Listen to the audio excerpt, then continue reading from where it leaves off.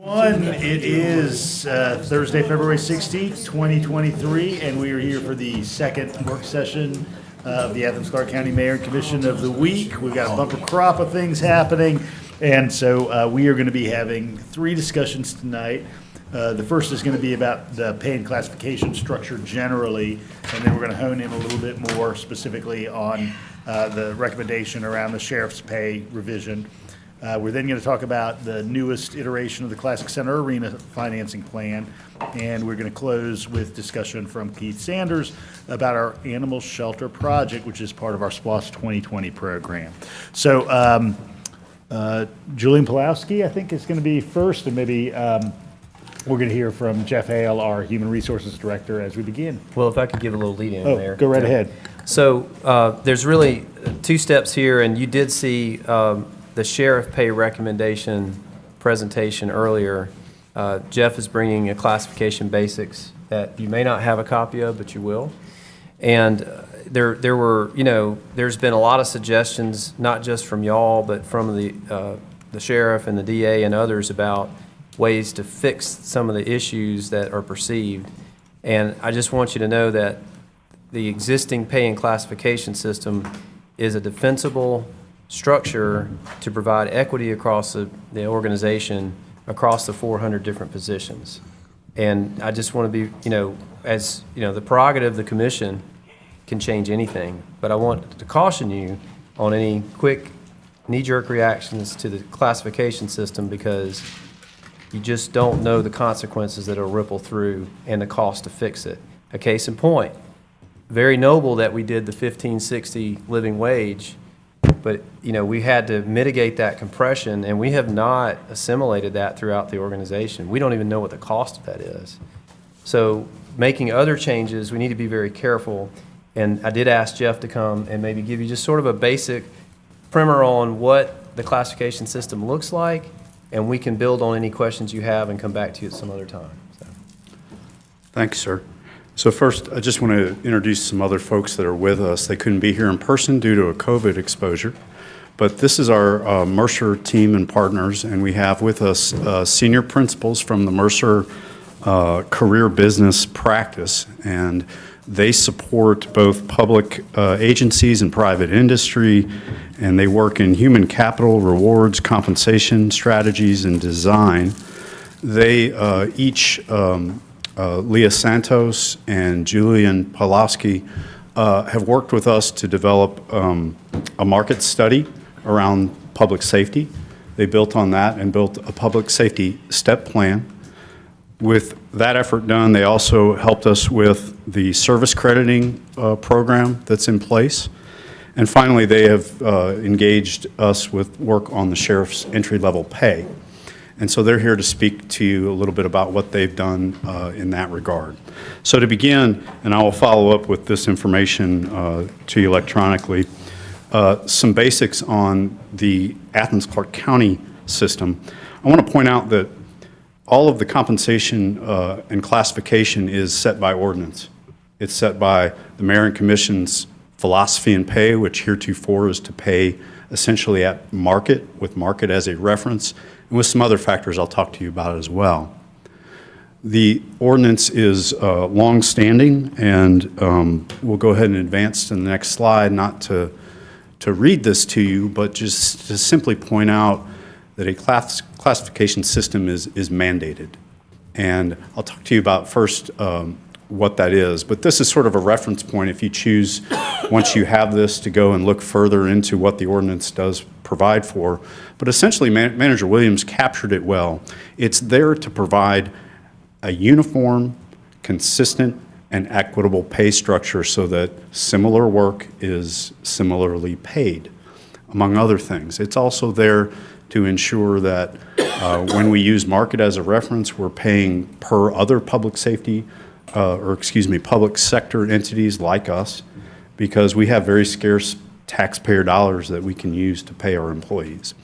So with that, we'll go to the next slide real quickly. And please stop me if you need to. I'm just going to keep rolling. You're going to get this slide, right? I will send them to you. Yes, ma'am. So the sort of imperatives of a classification system are, again, to make sure that we are competitive with like entities for recruitment and retention purposes, to make sure similar work is paid similarly.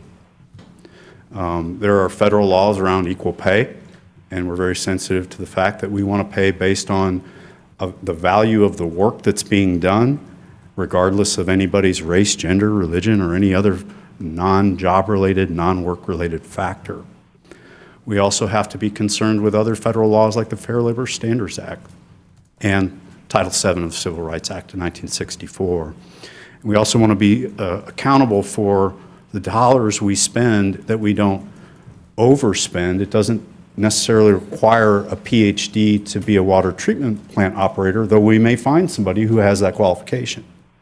And likewise, we don't want to undervalue a particular type of job, because we're not going to get a qualified person, and that has serious consequences for safety.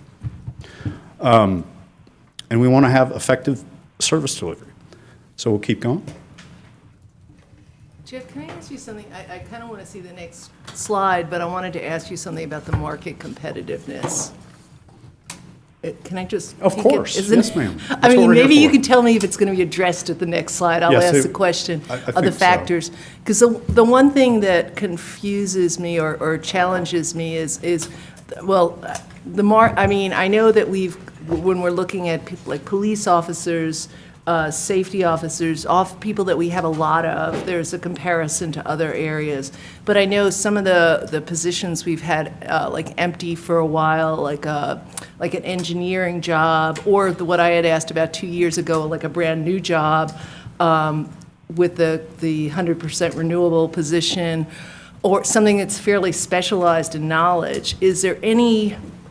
I mean, how do we find the competitiveness for that and what's going on in the field? And let me give you an example from my other workplace, which was a state institution, where you had instructors and faculty members. Well, it was, unfortunately, for the people who worked with me, for me, easier to find people who could teach English than who could teach anatomy and physiology. But basically, they did the same work in that full-time position. But the people over in the health fields, because it was more competitive to get people, those people who were doing the same work, the same number of students, same everything, might be getting paid $20,000 more. I'm making that up. So how do we have anything in our system that addresses that? Well, let's talk about that. Let's go to the next slide, if you Okay, will, see, because I next understand the slide. question, yeah. Okay. Can we advance? Can we advance the slide? But to begin to talk about that, so, we're talking about the value of positions and not people. And so that's an important distinction.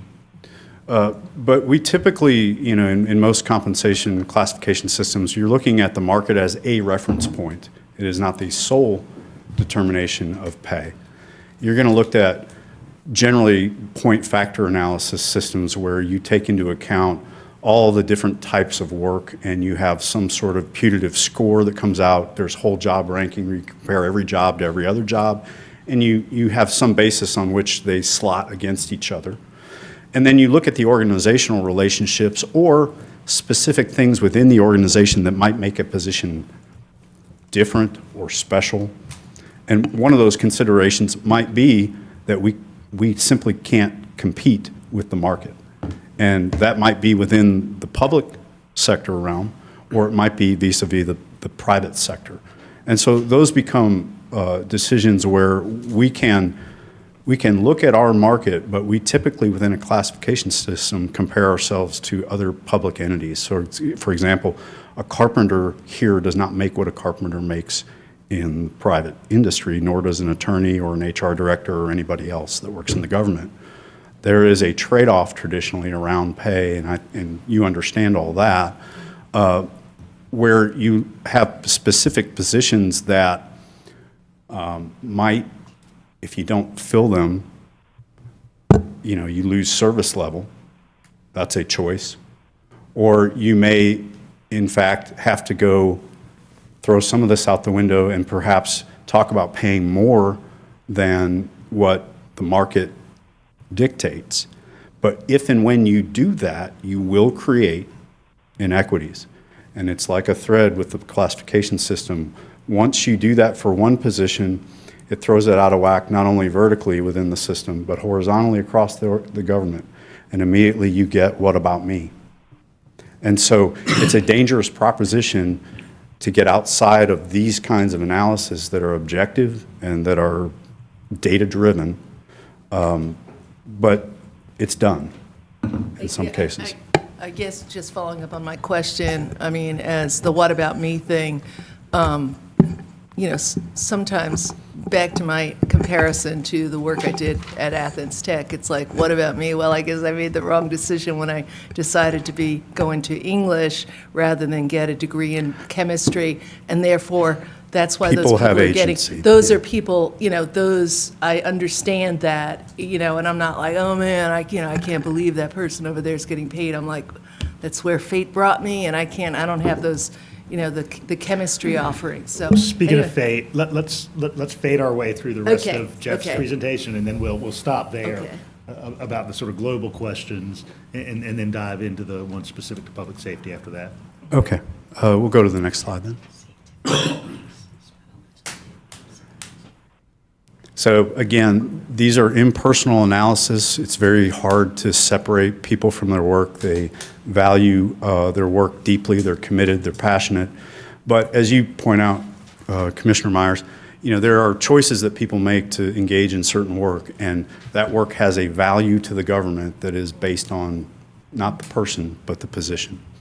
And so these kinds of methods are typically used because you have to have a rational basis for that number. What is that appropriate number? And if you get outside of these methodologies and these considerations, I would challenge you to tell me what that number should be and be able to defend it. It's very difficult.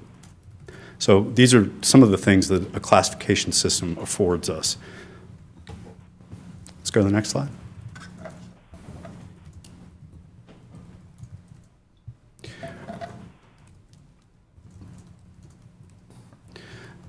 So there we go. Again, there's ordinance around this, and you can go back once. There you go, sir, right there. There's ordinance around this that says that it's developed pay for employees that is equitable and uniform. So this is ensconced in the ordinance. Further, it is the government's, not HR's, but it is the government's policy that we hire people in at the minimum entry rate. For any pay range, there is a minimum rate, a midpoint, and a maximum. Typically, the midpoint is where you assume someone has full competency in a job. And so typically the range is from the minimum at the very outside to the midpoint because people have not worked for us a day. We haven't had an opportunity to observe them. And if you don't want to pay somebody the minimum because they have qualifications or education that is above what's required minimally, we tend to get requests from department directors to pay them a bit above minimum. And there is a ordinance around that says that has to go through my position to the manager's position to be approved. And that is to ensure, again, that we have relative equity and a rational, objective, defensible legal process for assigning pay. So we can explain that to you. We'll go to the next slide. Well, and more importantly, we can explain it to the person that says, what about me? That there was a rational decision for each and every salary assignment that we do. And one of the things we have to do is, so we get a request, here comes a program specialist in leisure services with 10 years of experience and a master's degree. The minimum is not going to get that person here. The director may present that to us, we look at it, we say, yes, okay, that's definitely worth our needs or commands a little bit more salary. So one, we take a look at that and see by a 5, a 10, or a 15% factor of midpoint, that is the administrative policy that governs our ability to give above entry pay. Where did those numbers come from? They came from a prior policy from a previous administration here, and we've used that successfully for a long time. It is limiting, and purposely so. The other thing we're going to look at is we understand that person has great qualifications, but we have to worry about who's here and what they're making in the same position. So if we bring that 10-year employee who happens to be a woman in at 15% above minimum, and we have currently maybe a male in that position who's been here for 17 years and is making less than what we're bringing her in for, and she hasn't worked here a day, we have to be concerned about that. We have to look at all of those factors and determine what can we offer somebody reasonably. And y'all, because of all the collective decisions that have been made over the years, that data becomes baked in, and we have to honor those previous salaries. Now, fortunately, you have the ability in your budget adoption from year to year to raise the pay tables, to give people across the board raises, and to give them pay for performance, which allows people to progress through their range, to be rewarded for doing more, and also to keep up with the inflationary factors. So we administer the system year to year by budget. And by using those tools to maintain, we juggle those three balls across time to keep our market average consistent with the average for other like employers. That is how we do that. So if people come to us, we do have the ability, and we quite frequently award above minimum entry salaries. Again, this is what has been in place, and this is what we administer. There are other ways of doing this, but we'll go to the next slide.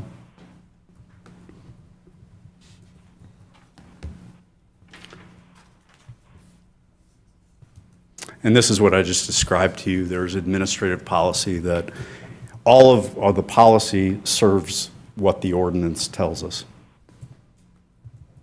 Next slide.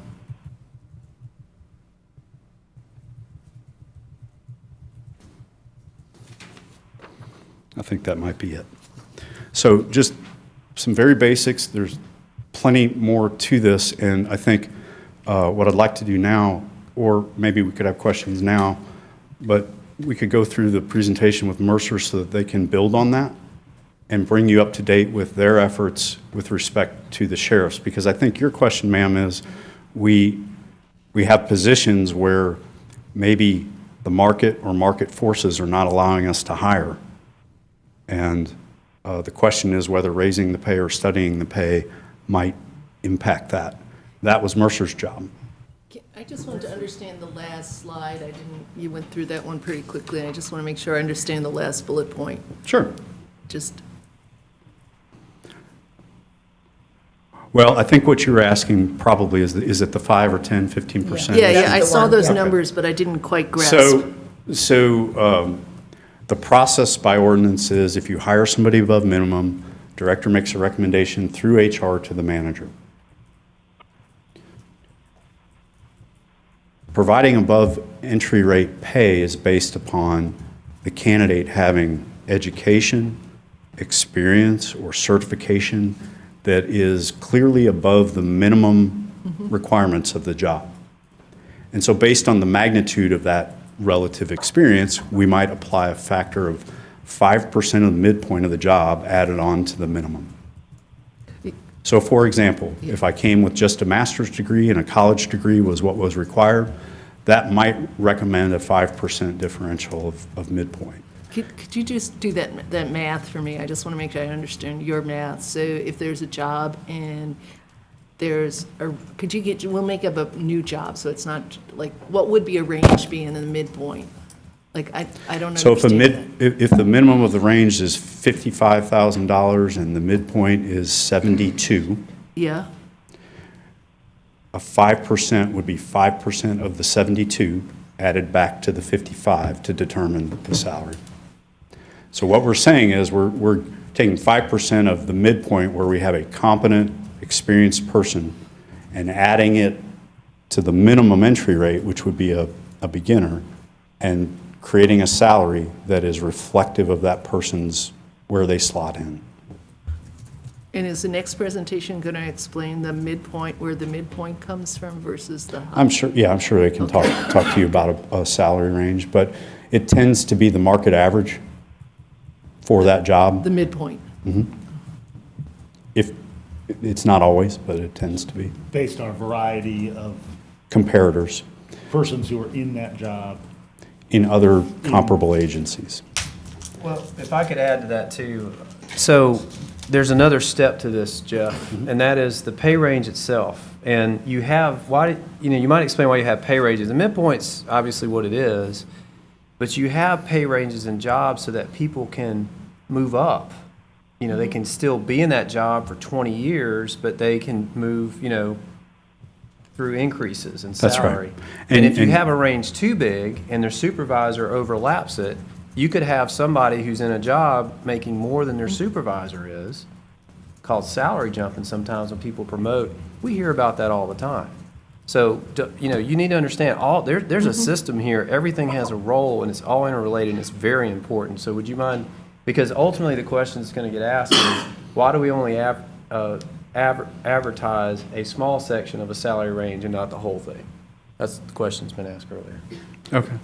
Well, I'll speak to that briefly, but I do want to let Mercer chime in. So again, you have both issues of internal equity and external equity being the market. But if you bring somebody in towards the top of the range because you just need them really badly, you create immediate inequities in the system with people who are already here. And the proficiency of someone who comes from outside is not going to exceed the midpoint where they have not worked here a day, and that's where we would adjudge somebody to be fully competent or more in their job. And so the midpoint tends to represent the outer bounds of how we would bring somebody into the organization. And that is how it's been administered. So again, we have people here who we have to consider from an FLSA point of view. And so Jeff, just even to consider that term range, that considers all possible participants in that job across decades of potential tenure. Correct. Okay.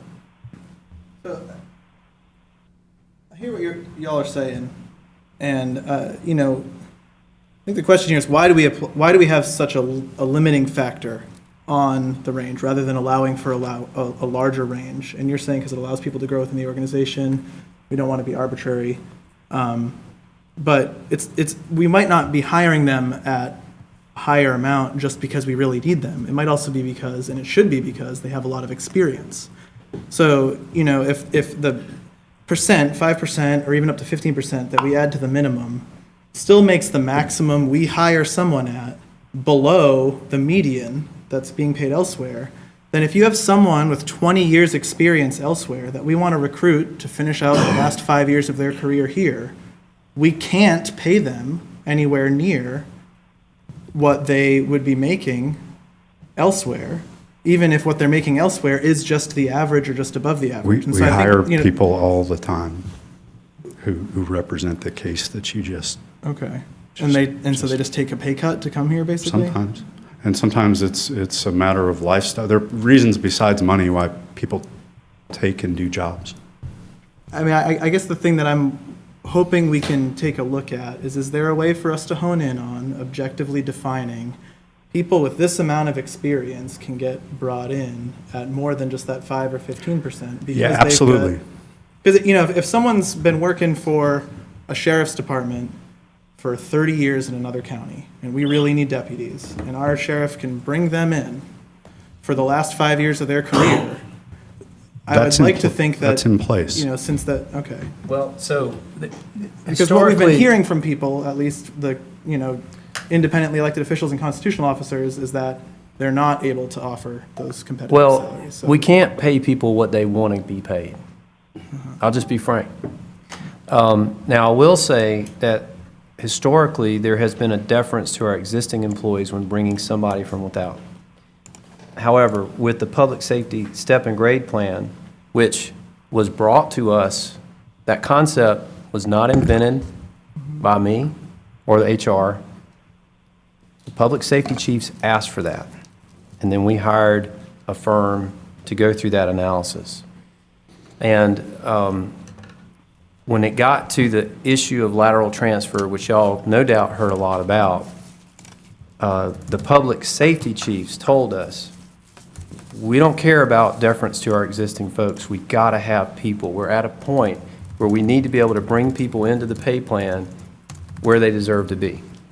And that's how we design that public safety pay plan, and that's why I think the lateral transfer program is working so well. Well, and we did address the internal piece first. So we looked at everybody in the organization who had experience from outside or with a different agency within the government. We provided them an adjustment. That way, when we brought people in from outside, we could slot them in without creating that backlash. But that lateral transfer only applies to STEP program employees, right? So we don't have a lateral transfer equivalent policy for the rest of the organization. Because we have over 400 positions, and, I mean, if we were a company making widgets, that would be pretty easily done. But I don't know how you would do that for 40 different functions, but if Mercer or anybody else has I guess what I'm getting at is maybe there's a way we can identify Sure. the positions we're especially struggling to hire as places to look at to create something equivalent to the lateral transfer policy. Well, this is a pay and classification system that is interrelated. Every job is interrelated.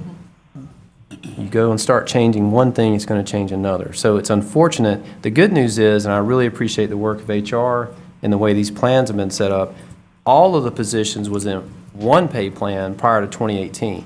So to do anything, you were hamstrung. Now, at least we have a separate public safety set of pay plans, and we have the unified.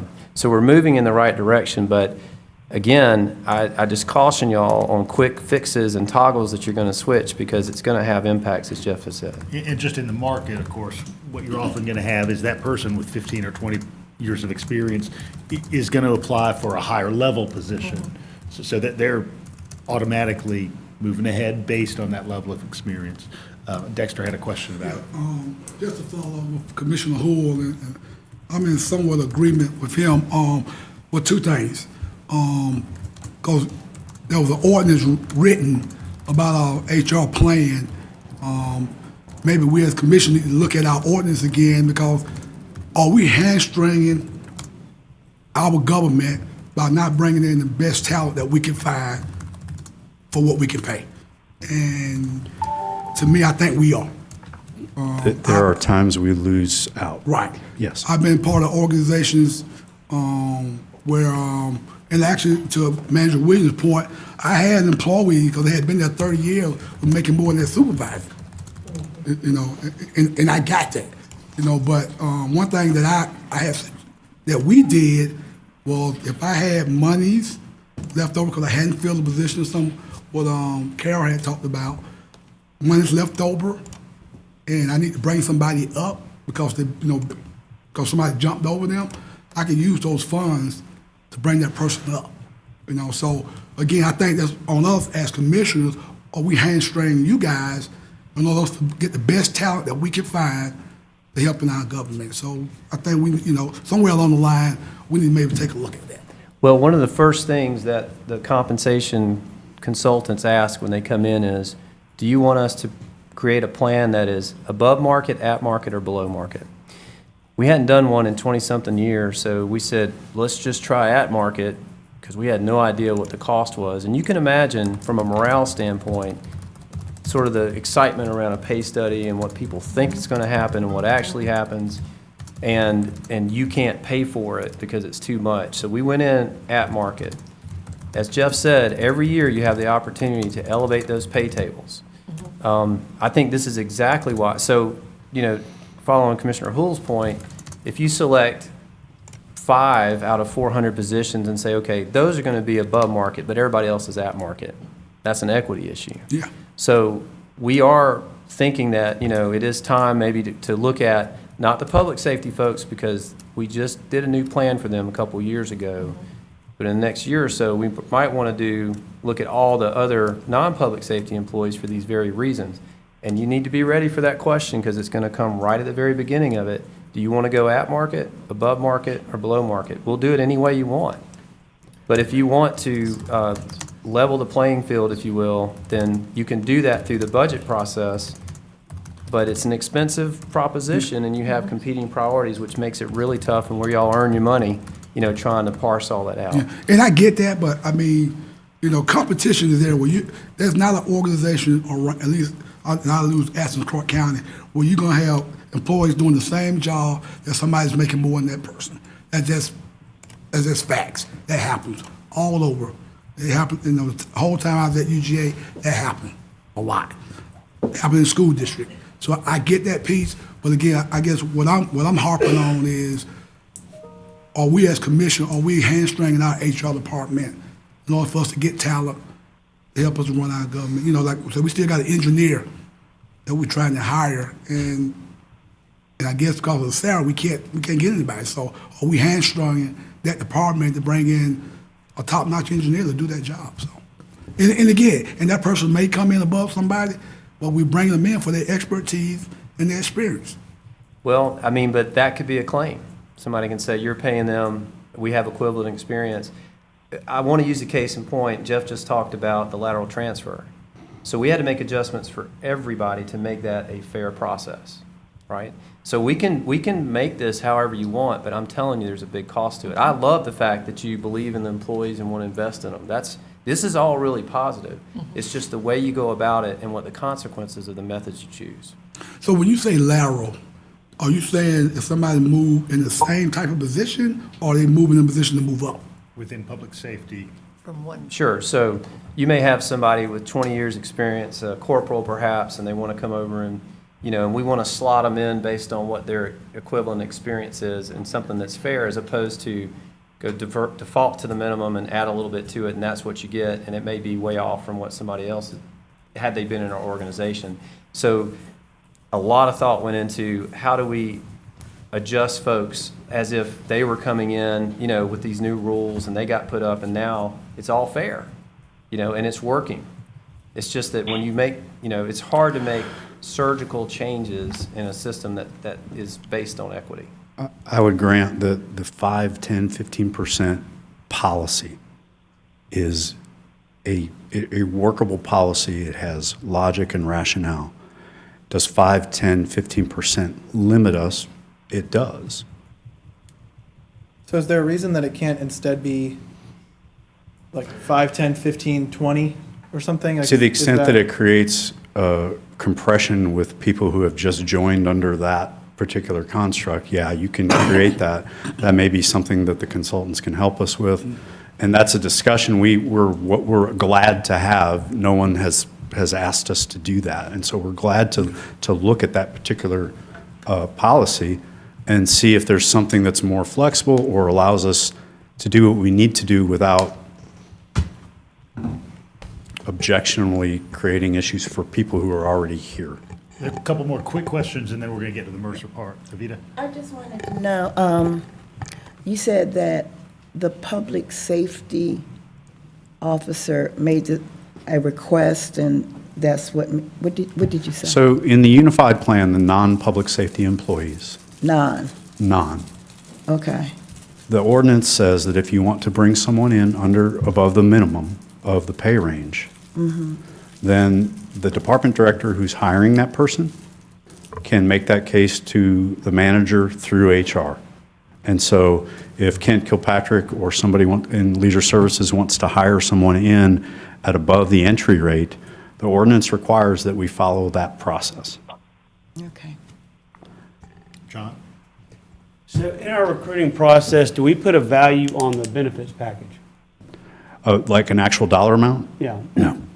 I mean, that might help. I mean, you're given a range, but if you're putting, okay, well, you get a benefits package that's worth another $15,000 a year, that's a lot. And not all the other people we're competing with have as robust benefits. Correct. Although that's eroding for public sector writ large, because the costs are the costs.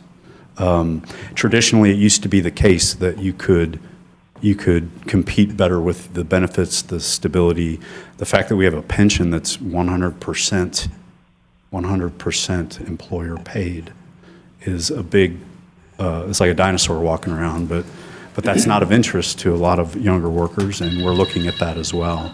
So the value proposition overall is pay, benefits, and retirement and culture. And, you know, what is it that why do you want to work here? Those are the things that we should be touting, not the least of which is the opportunity to have an impact on your community. And so, you know, we're heading in a direction where we would like to be able to tell that story better. All right, we're going to do the Mercer component, and then we'll come back. Okay. So again, Julian, I'm sorry. Okay. You good? Okay, yes, ma'am. I'll go ahead and let Julian and Leah, you guys take it away, and thanks for being here once again. Thank you for having us. We appreciate the opportunity to present, and we look forward to the discussion and the questions as we work through this presentation. I know that you've had a moment to review this, and we wanted to couple the discussion to fit both what the classification system does, the way Jeff presented, and then we're going to narrow focus into very much what the work was completed for the sheriff's deputies and the detention officers here for the analysis and market findings. Just for reference, within the governance of a compensation platform, as Jeff indicated, there are multiple considerations across a classification system organized by how one makes philosophical choices and decisions, all to support the ability to attract, retain, and engage your team members. Mercer focuses in on, when we talk about a compensation platform, we're referencing a series of platform pillars, foundation elements, programs, processes, and technology. That's all part of governance to ensure that there is internal consistency and equity for both the employee and Athens-Clarke County, that there are a method for making rational decisions and investment choices, and also to how to deliver compensation in a fair, equitable manner in a way that fits within the budget that's been established to fund for the employment. We have another view where we go another layer in to the discussion, and we show there are different components here of this compensation platform. As Jeff said, the classification system, we were focused in on the market and what is happening with the market data, specifically for these two classifications, and then how do we look at the pay schedule and make adjustments if necessary once we look at the market. So we have a systematic approach for being effective and efficient, both from Athens-Clarke County perspective and an equitable lens and perspective for employees to be paid through these programs. Just some guiding principles when we developed the public safety compensation plan and the schedule back originally. We selected the step structure program to address many of the challenges that have been laid out here earlier.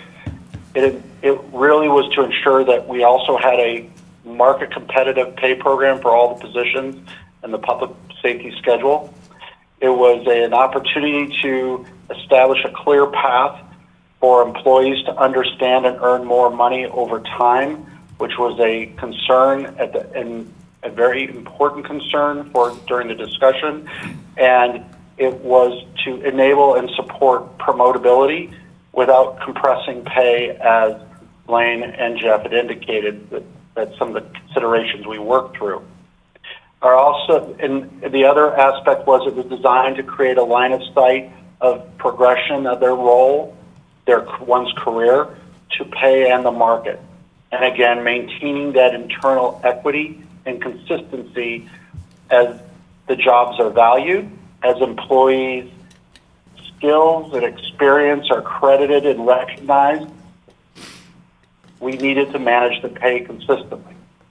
and we built the structure around the market rate, jobs that were classified at very specific levels in that pay schedule, and then employees were placed into those schedules based on their service crediting, and that it's important to recognize that people would move to market and then they would continue their career if they didn't promote at that same level. And those increases diminish on a yearly basis as we had created a range for pay, a starting rate, a market rate, and a top-out rate. And the other aspect of this is we wanted to ensure that there was a governance, a method to keep this structure competitive, and while at the same time provide that consistency and equitable lens to the market and allow for internal consistency, communication, and pay for employees. Let me pause if there are any questions so far.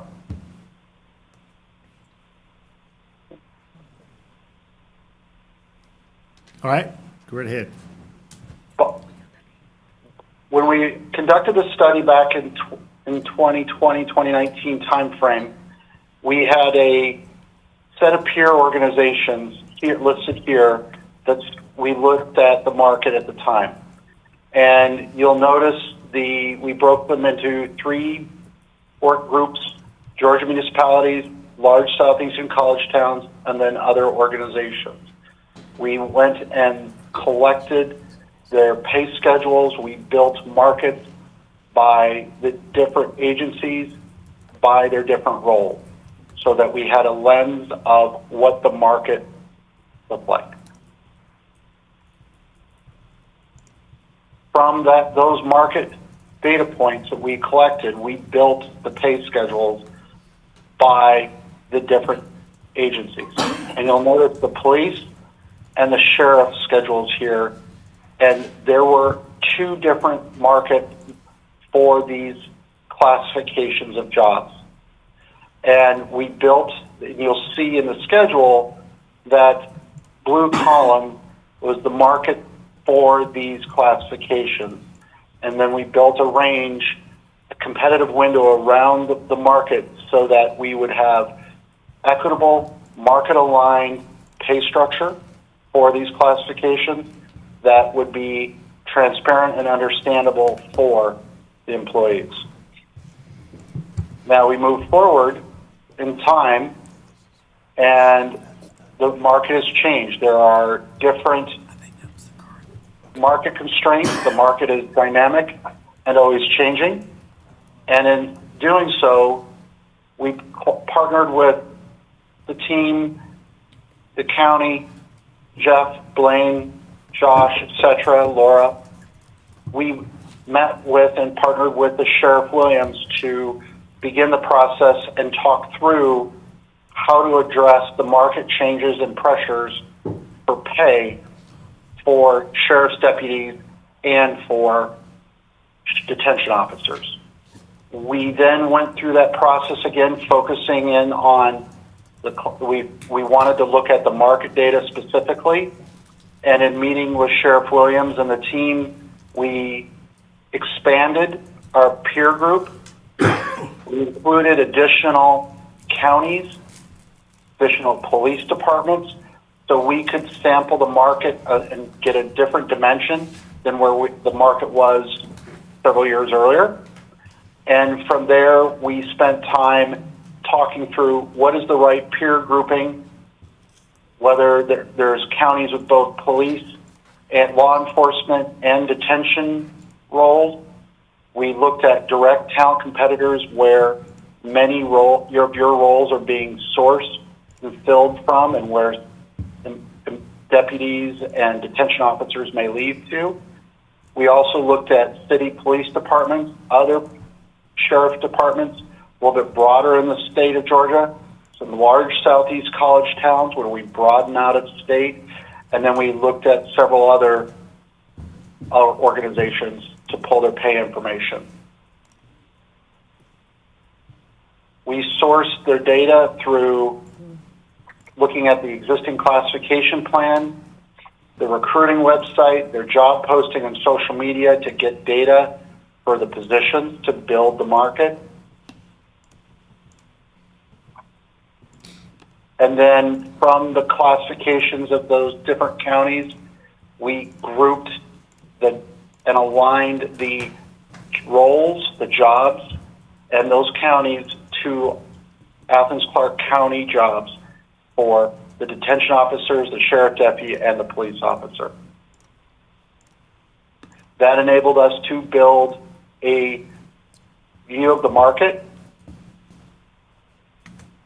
and enable us to provide a competitive window of what does someone pay for a given job classification within those various peer groups.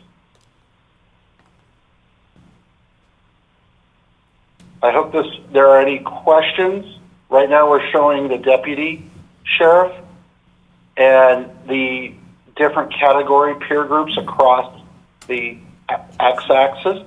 You'll notice we've grouped up from the left, Athens-Clarke County's sheriff's deputies compared to each of the peer groups. You'll notice in the blue box for the Athens-Clarke County, there's a top-out rate, a market rate, and then a midpoint. And then you'll see for a yellow line, which is our market average for across the peer groups. And then you'll notice that each of the subsequent boxes to the right are the peer groups of organizations, agencies, with their mean midpoint of their data for that peer group. And you could see the comparisons from that.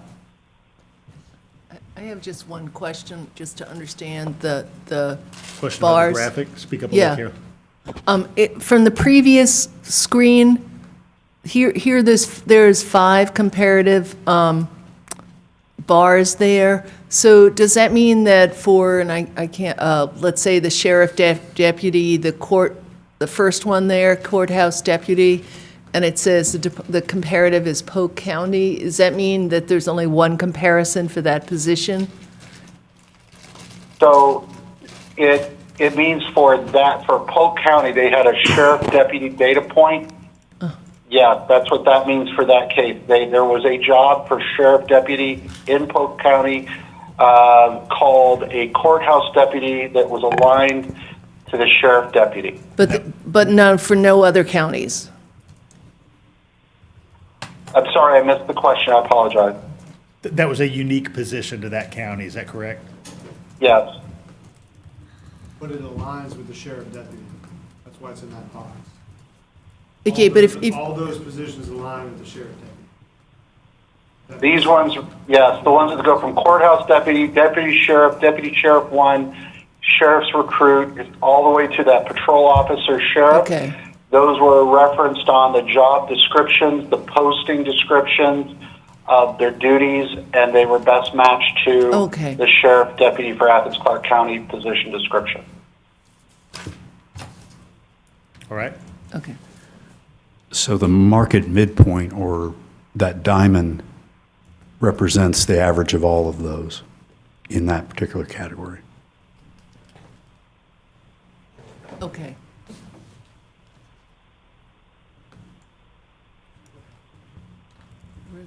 All right. Okay? Any other questions I may respond to? Yes, I have one. On the one that says county with sheriff and police, are we saying that their salaries are the same? Or I similar? apologize. You're just outside of the range of the microphone. Yeah, I apologize. Julian, I can answer that too. So what that means is that in some Georgia counties, the sheriff performs a police function, a patrol function, investigative function.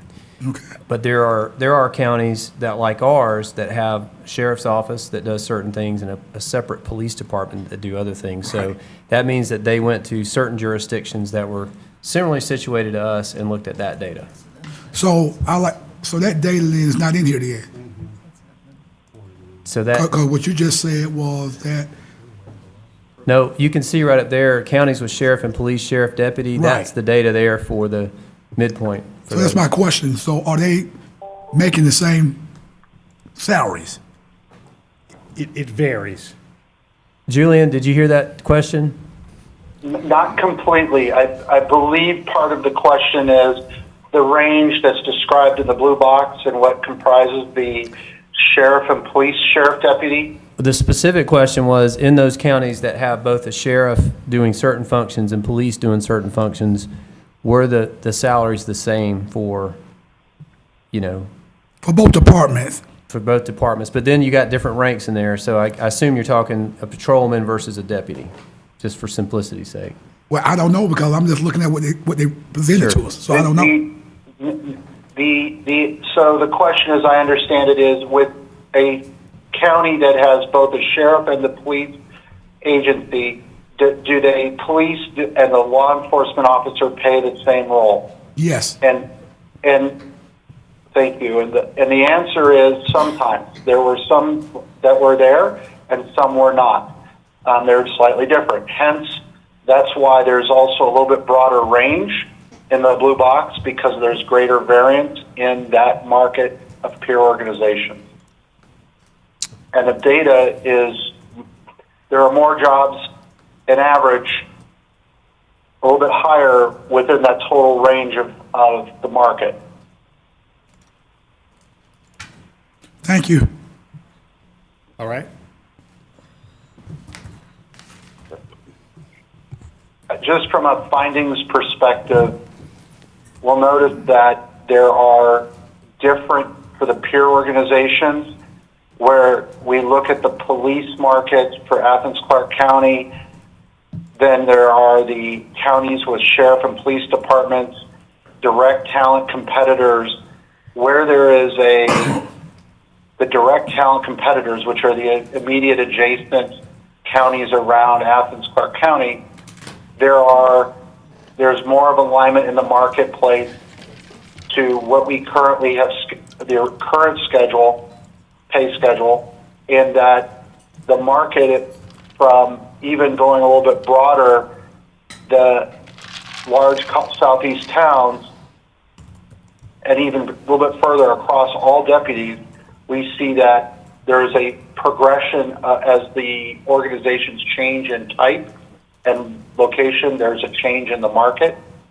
And for the sheriff's deputies, we recognize that that $55,000 for sheriff and police sheriff deputy to the large southeast college towns, and all the sheriff's deputies generally are above the current pay schedule for the sheriff deputy, which was an important consideration, that your ability to attract talent comes from first the core group, your immediate direct talent competitors, but then there may be other individuals interested in coming to Athens-Clarke County. So that was an input into our consideration for the proposals we've made. Okay. So, We did the same work for the detention officers. We've mapped the peer organizations into the groupings and calculated the market competitive window for each of the categories and the peer groups. And you'll notice that the detention officer at Athens-Clarke County is really in line with market and slightly above, especially when looking at the direct talent competitors. So we feel that from our findings perspective, the detention officer, the market is still aligned to that first level role in the marketplace. Okay. Are there any other questions so far? Just complete, and then we'll come back to questions. Yes, sir. We then, let me just focus here, based on the market we find today, we have proposed that the schedule for the sheriff's deputies and the corporal role be adjusted to reflect the current market and ensure that it does not, making a proposal that does not create additional compression or other complexities inside the pay schedule. And that's the other part of the proposal after this presentation, I understand.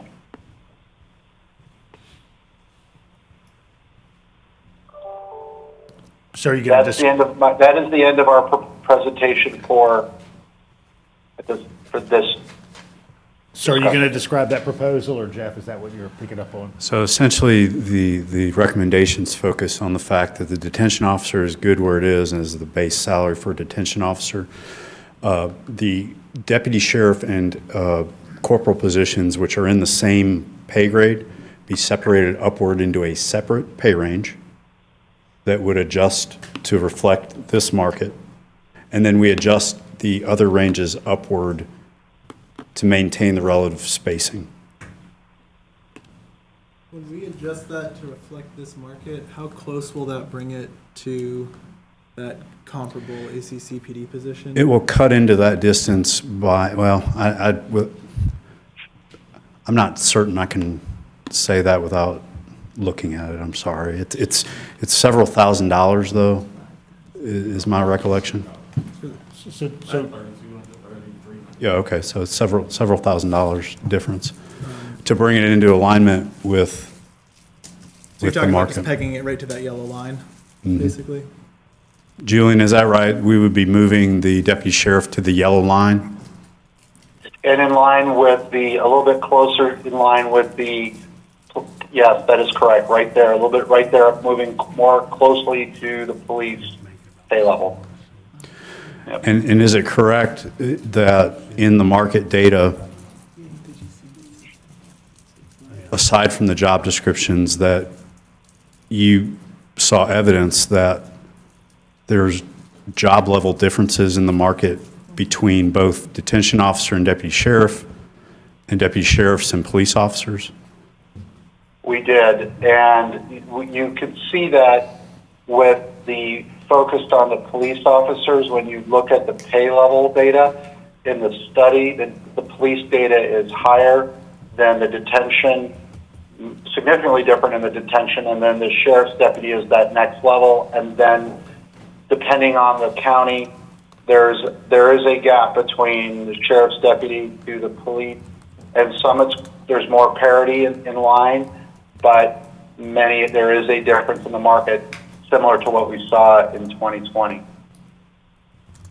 that's a questions, Patrick? Yes, that was the only question I had when I saw this presentation, and thank you for asking that question. So, in summation, the job duty based on what a sheriff department employee may do versus a police department employee may do, that pay, there's a difference in pay based on the job duty. Is that correct? Did I say that right? It is in part job duties. It is in part what the supply and demand provides as a reference point as well. Likewise, you see those differences between the sheriff's deputies and correctional officers here.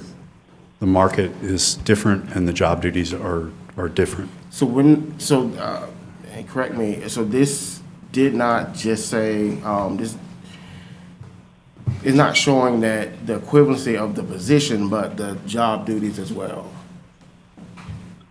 This is market reflecting data. the market pay levels for these duties that's currently paid by these different agencies. Okay, thank you. Yes, sir. Others, Carol? Yeah, so this basically is showing us that previously, that position for the sheriff was almost 10,000 lower, and if we go with the market, the yellow line, then we'd be giving an increase of 5,000 to that position. And so it would cut the difference in half by 50%. Is that correct? It's percentage-wise, dollar-wise, yes. Approximately. That's what we did. We moved the schedule. I don't have the number open in front of me, That's okay. Um, That's good. And then this, we have one, I mean, I don't know if this was what was in your task, but in here, we see that the detention officer is kind of where that officer should be.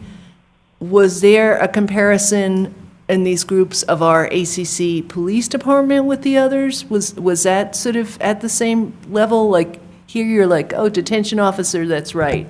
Did we do a review of our police department as well, or did that, or no? We did a limited focused view on the detention officer and the sheriff. Okay. We did not look at a full comprehensive study the same way as we did back in 2020. Okay, thank you. You're welcome. Jesse? So I actually have a question for HR after we get off the sheriff's department specifically, but I don't know if we... Any other questions specific to the public safety plan? All right, go ahead. Oh, go ahead, John. Sorry. So back on slide number 7, is that the data from the previous analysis? This information here is the schedule that was built from the analysis. That's what exists today, right, Julian? That's what we currently have. Okay. Yeah, That what was we built currently 2 have. years ago. Jesse, more broadly? Yeah, so could we go back to that classification slide in the HR slideshow? Oh, the classification slide? Yes, sir.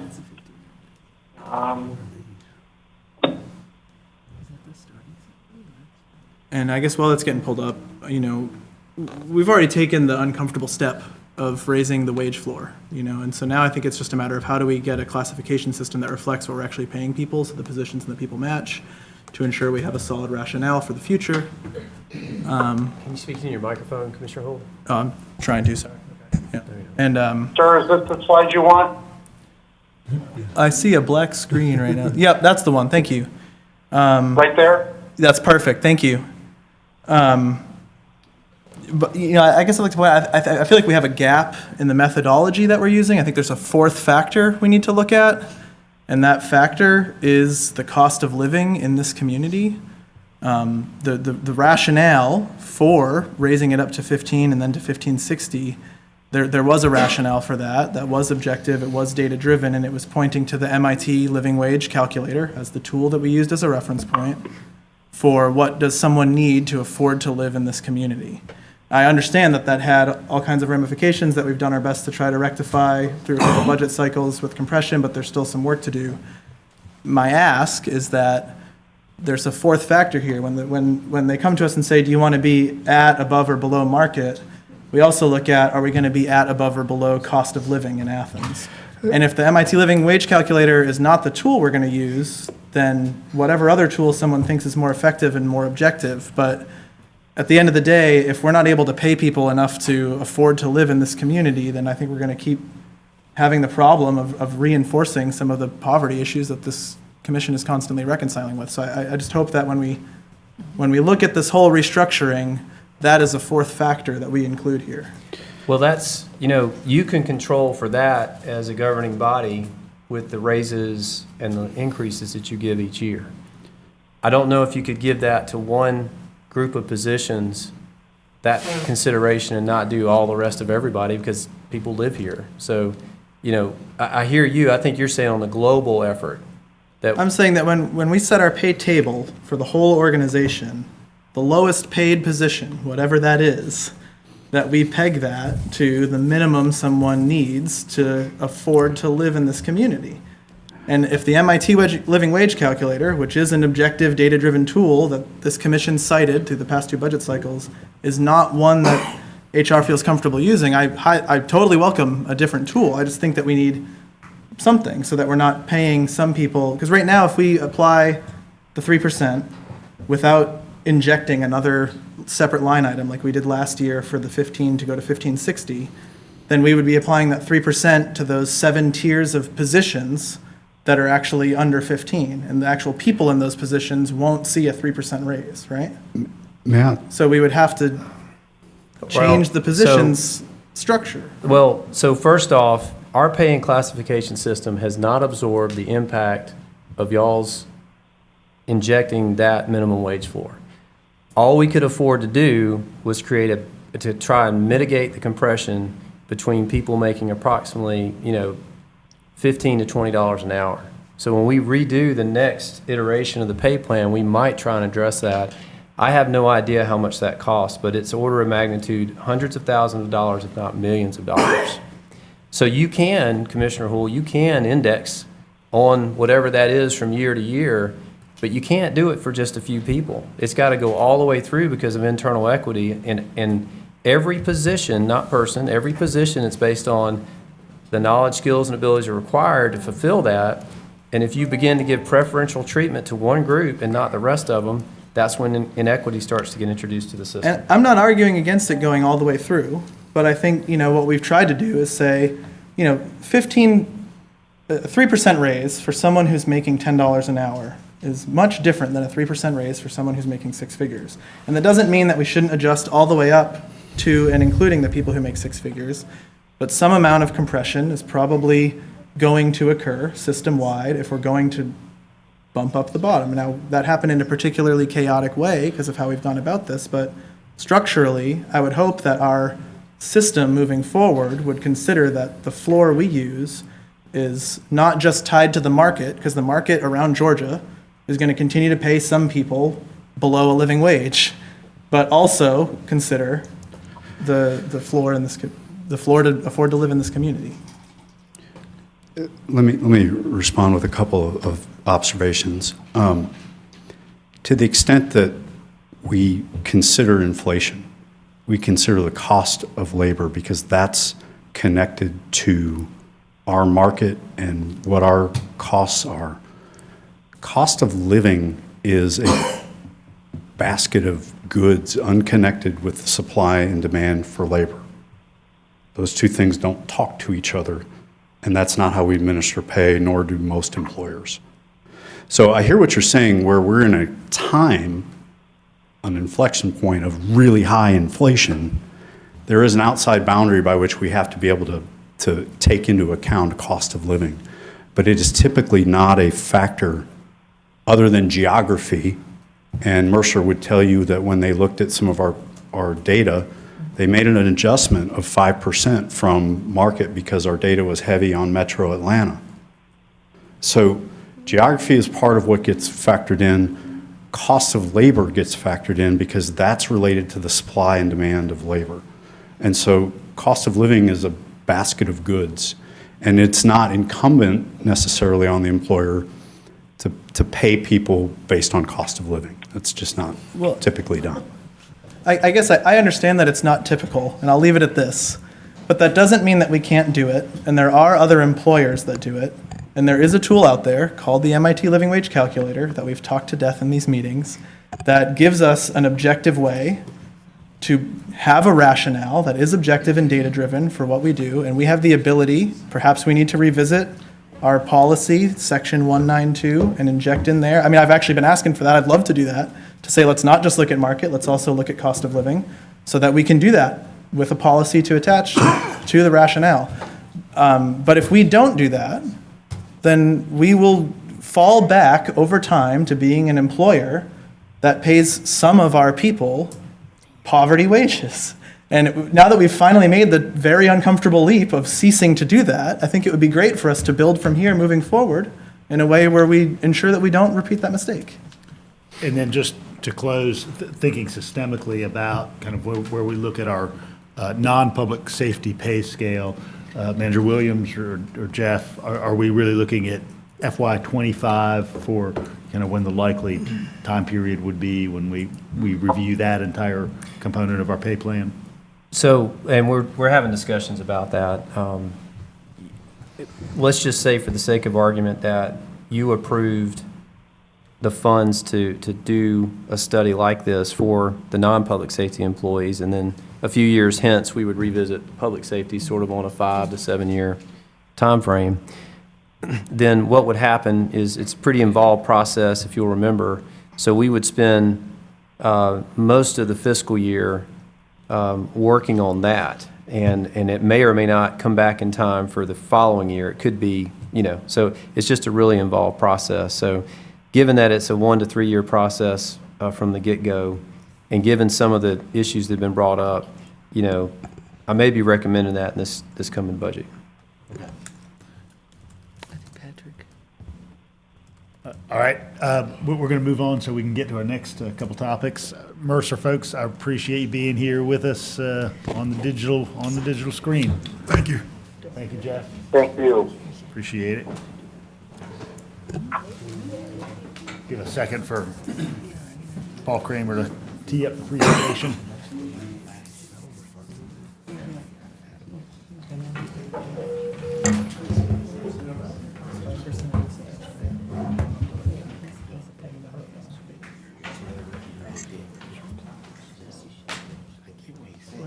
Right, so that actually is not, that was confusing.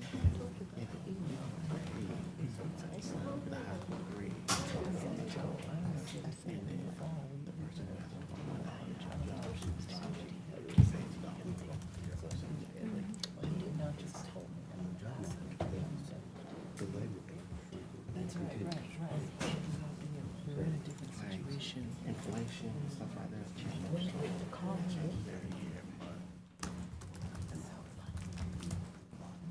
Right.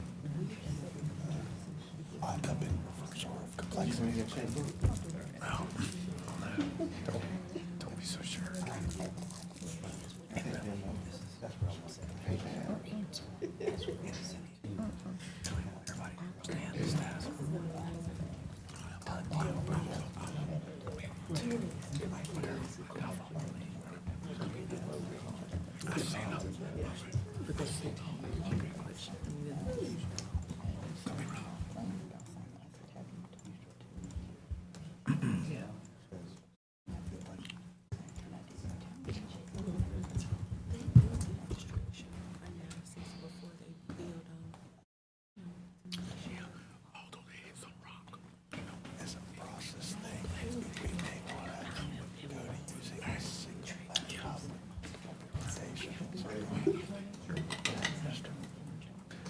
All right. As everybody recognizes, a project as large and complex as the Classic Center Arena and the surrounding infrastructure is going to take a few iterations. And so the latest and the greatest is here with us. So we've got Classic Center Authority Director Paul Cramer with us. Paul, welcome. Thank you. I appreciate the opportunity just to give you really an update overall on the project and sort of let you know what will be coming at you as we move forward. As usual, I wanted to start out with the history, and I feel like we have been here many times, so much of this you already know. We really kicked things off with the SPLOST 2020. And then we have subsequently come back to ask permission to move forward with Perkins and Will to design it, J.E. Dunn to construct it, and the bonds that were necessary to move forward. Probably one of the biggest, most important things that I want to focus on in the history is just in January of 2022, there was an approval of a budget of $135,655, $498. And I wanted to touch on that as we move forward.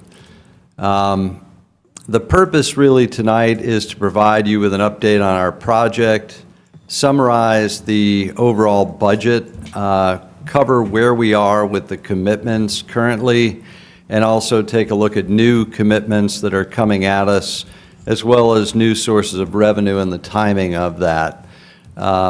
Very soon, we'll be on a timeline to bring before you the FF&E, which is outside of J.E. Dunn's scope, and update you also on the parking deck, which we have talked about quite a bit, and then the debt service and the payback and our revised schedule as we know it. And you well know that this started out with two separate consulting groups that looked at how we might maximize our economic impact in this area. And they did let us know that if in fact we build an arena, we would look forward to these type of events and these number of events, which in and of themselves don't mean a whole lot. But when you look at the impact of those events, it truly starts to stack up. Currently, the Classic Center itself does about $50 million a year in economic impact, and with the arena, we'll be looking at $33 million, a new 90,000 room nights. We also know that with the help of our developer, we'll be bringing in $330 million worth of new development in an entertainment district all around the center and creating 600 new jobs. So I would say quite significant what's happening.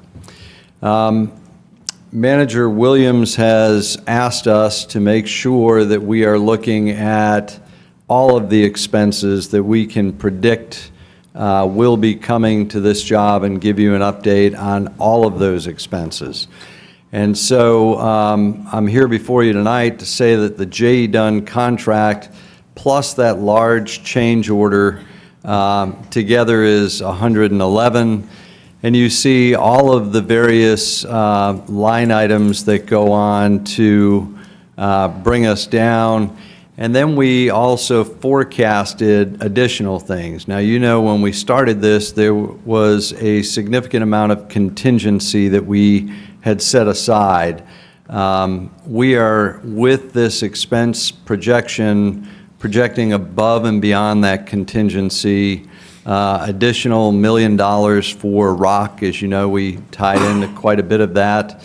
And then we added an additional contingency of another $4 million.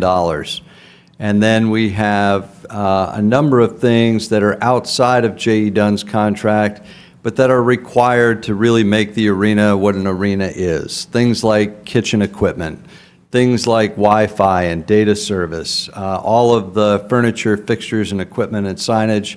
Why we didn't include that in their contract, because we know we can afford to buy it more cost effectively outside of their contract. And then there are legal expenses and other such things, scoreboard, rigging system. All of that totals up to $135 million. So probably the great news that I'm bringing before you tonight is that the budget that you set way back when, we do not anticipate going over that budget. We anticipate bringing the project still in under that budget. Now, it does have a couple of caveats or assumptions that I think are important to bring forward. One is that not included in that 135 is the bridge and the stair that we know needs to go over Hickory Street in order to egress people out of the arena. But we have convinced our developer to incorporate both the bridge and the stair as a part of the overall parking deck, which they will pay for. And if and only if we get another grant through the TIFIA loan, then we would come back and buy back 46% of that. But that would be handled by the developer. And then the cost of the future change orders, we're assuming those will be covered in the new $4 million of contingency that we're adding to the project as we go forward. There's been a lot of new things in the way of the income coming in that I'm really happy to report to you. If you look at the top of this spreadsheet, you'll remember there's $33 million in SPLOST. The first bond was $49 million, second bond $32 million. I think it's really important that you understand the Classic Center Authority has pledged and put and has in the bank currently $5 million to put towards this project. I think that's something you don't often see when we come to projects like this. In addition, our catering contractor is not just a great partner, but they are putting skin in the game as well and have already committed $2.2 million to go into our project. The investment, what we were careful about doing is recognizing the speed at which we would spend these dollars, and we worked with Raymond James to actually invest the dollars through the bonds and other such things so that we could add another $1.5 million to this. So the current dollars in hand that can be spent right now today are $123 million. As we go forward, we just signed and had them here yesterday, as a matter of fact, the Oakview Group, and they too are putting skin in the game. And then the master development agreement calls for a number of different timed out parts of the revenue stream to develop the land all the way around us. Basically, in a nutshell, there are option fees when they take down a particular parcel, and then they have agreed to pay us 3 years' rent at the close of whatever that particular item is. Yes, ma'am. Can you give me just a couple sentences on Oakview Group? Sure. So the Oakview Group manages arenas all over the world. And principally what we've been able to do with them, and took us a long time to get there, what they like to do is just take over a venue completely. And we didn't feel that was appropriate in Athens-Clarke County. But where they have particular expertise, they are the best at selling suites and securing naming rights of anyone in the world. They are also partnered up with Live Nation. So when we say that we're going to bring you 25 major acts that are national touring companies, with their help, we're going to make sure that we deliver on that promise. They are very, very good at what they do. They've got a similar arrangement with the recently built Savannah Arena, and they've been really successful in that regard there. Thank you for that, Mayor. That's probably the most local group that I could point to. And so the Eagles concert coming in Savannah, all of those major acts that you've seen, that was with the help of the Oakview Group. Okay, thanks. You bet. But anyway, back to the master developer. I am super excited. They have agreed to our terms and conditions of takedown fees as well as paying 3 years' rent in advance at the time that they close on the particular parcel. And we will have that totally signed, sealed, delivered by no later than April in the overall mix. So as you look at this, we now know that we have anticipated revenues coming in of $135,685, which will more than cover the $135,333. Again, our approach has been perhaps a little different than what you've done in the past, but I am super proud of our authority and of you for working through this, because we have brought a significant amount of private sector development to a very public facility going forward. There is a differential, though, and I think it's very important I draw this to your attention. Where we are right now, J. Dunn is covered, right? The building can be built, the money's in the bank, nothing to worry about. But as we go forward the next few steps, there are going to be some uncomfortable moments that I need to explain to you. So, for example, in February, we know that the plaza is scheduled to be redone, the plaza between the parking deck and the Foundry building. Well, that's $750,000. But at the same time, we're going to be getting an insertion of cash from one of our partners. So we're still net positive. But come March, we're going to be coming back and asking you to move forward the kitchen equipment. And remember, we're building out a whole new kitchen here, 4 concession stands and a commissary. And then we're also going to be asking for the network system that will literally run all of the Wi-Fi, all of the television systems and all of that. That'll be a big moment going forward. And so we do go negative on our commitments at that level.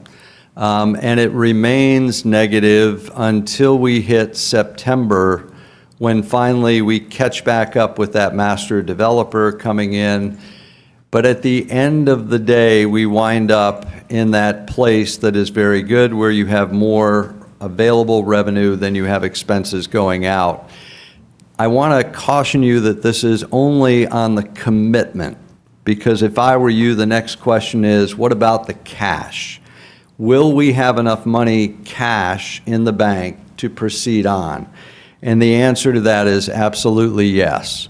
We have projected every one of our payments going out to J.E. Dunn and to others, and you see all of those listed, and then you see on the far right-hand column when the insertions of cash come in along the way. And so we will have cash every single step of the way, and we'll have an excess of cash in the bank. So it's not that we won't have the funds to pay it, it's just that a couple of points along the way, we will be getting out ahead on the commitment side, if you will.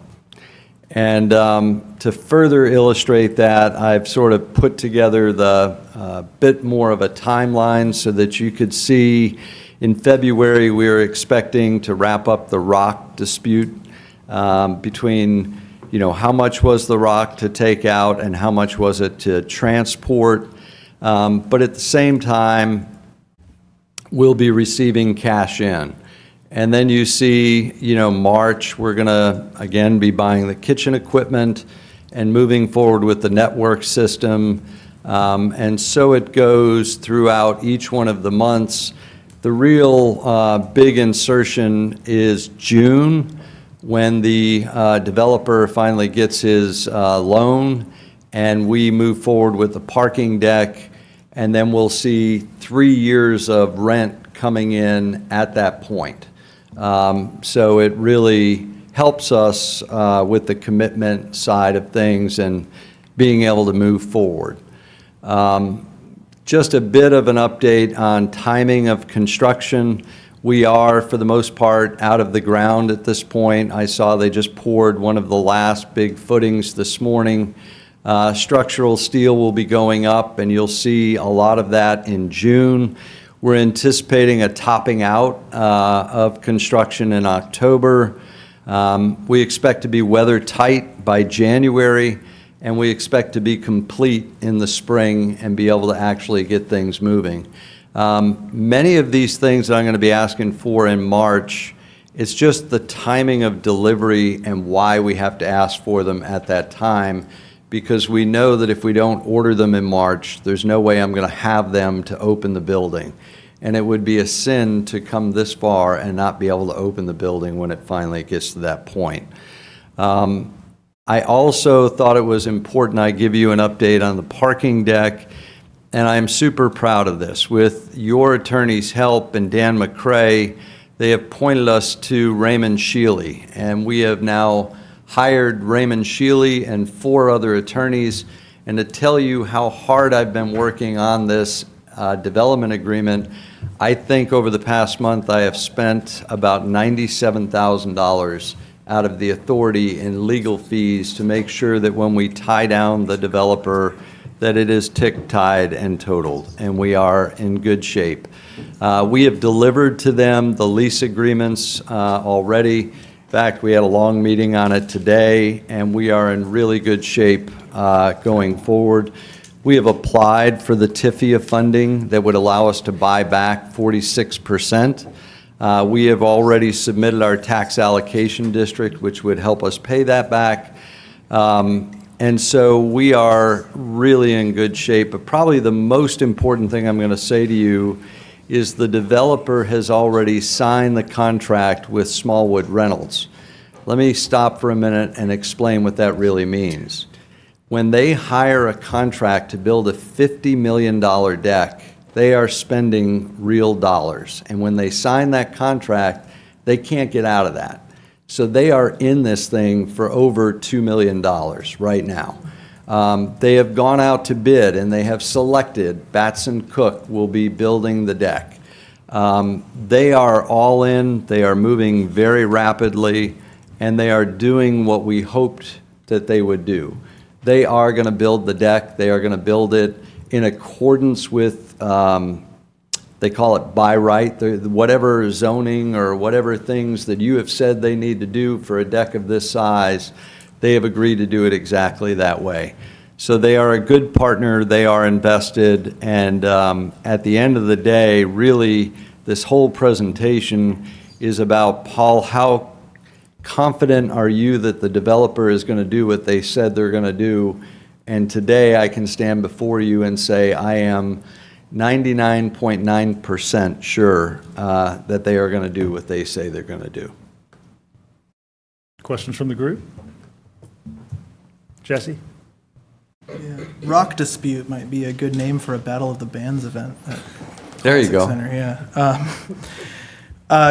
When do you anticipate the 1585 wage floor taking effect? So you're going to see this in my budget presentation, which is coming up fairly quickly. Super proud of this, by the way. We have, since COVID, increased our bottom floor by over 50%. And so we have raised it up quite a bit, and we are continuing to raise it up. The day the arena opens, we will be at 1585. The day the arena opens? Yes, and that'll sir. be for all arena employees and all Classic Center employees? Yes, sir. Across the board? Across the Yeah. board. That's very exciting. Very exciting news, especially on the back of that HR presentation. And then my other question is the childcare facility that was sort of discussed at the outset of this. Is there an Yes, update if on you where and when? remember, as much as we might want to do that, we do have some issues with the dirt that is back there that has caused us so many problems, and we cannot put a child care center on that property. So, And so is there a way for, as this entertainment district moves forward, for that to be incorporated elsewhere, somewhere in what's being referred to as not, the I would district? say, with all due respect, not on that property. It is not allowed as a part of what the Environmental Protection Agency would allow. Okay. Other questions? If I could too, just to put a finer point on it, because it is an extremely complex deal, and I want to say, I want to give credit to Paul and his staff, because really the initial money that was produced by the mayor and commission through the SPLOST was $34 million, and as you'll note, the budget's $135 million, and it grew mostly because of that construction escalation we felt across the board. So Paul has had the unenviable task of coming up with an extra $100 million, which has been something to watch. And I will tell you that. I don't ever want to do it again, but But that being said, we want to be very clear with y'all. There's been a lot of things that have happened that were unexpected. That cost escalation, I think we were carrying about $6.5 million in contingency, owner control contingency. And, you know, just this week, we were meeting on some changes that have to be made in the plan, something the architect may have not put in there, but the contractor caught. You always carry contingency. And what we didn't expect was not only for that owner control contingency was to get us all the way through, but the rock and dirt claim may well eclipse that. And so all of that will go perhaps to that. We're negotiating that with we're waiting for the claim from the contractor. So when that goes away, plus we may need to add some more, we've got to put back the contingency, and you heard Paul reference a $4 million figure. And there are other things that need to be paid for. And as Paul alluded to, there are 2 agenda items in this cycle coming for you. And so we have to move those forward to open the building. You can't operate it. And so my question when we were going through it was, do we have the funds in hand to pay for what we're about to get into? And the answer is yes, if you push other things out that have not been paid. So case in point, it's $2 or $3 million for the 2 items that are coming through, and they're not due upon approval, but you know, when we go into the contracts, they will be. So what that means is, if we use the existing funds we have, we're about $12 million short of the 135. So if we use existing funds now, then that's an extra $2 million that we don't have to pay off out of contingency. So you see, we can move stuff around, but we're going to come to a horizon where we don't have the funds to pay for that. Now, you've seen Paul's plan, and he is working it hard, and so we feel good if everything works as planned, that the cash flow will be pretty close, everything will get done. but there may be something around the corner we don't know. Maybe a developer doesn't pan out, another cost issue comes up. And so the question is then, what do we do? And Paul has overturned about every stone out there for funds. And so it could be that we have to produce the funds to finish the project. And that's the worst case scenario. We've got a plan, we're working the plan. There's just some good news today that, some reaffirmation from the developer, this is happening. You heard Paul talk about the parking deck. There's a significant investment in the design. So we feel good about this, but should things get delayed or plans change, then we're going to have to come up with a plan to complete the project. Now, the good news is, a little over a year from now, we'll be enjoying it. That's right. Well, if I may, there is one other thing. All I have put into the revenue stream through this point is only up to the option fee of Phase 2. There is a complete Phase 2 and a complete Phase 3 to what the developer is going to be bringing. So there are additional dollars. But Manager Williams is correct. Something could happen and you may have to cover the gap, but I still believe that the assets that are all around us are extremely valuable and they would be able to pay you back over time. It's more timing in my book than anything else.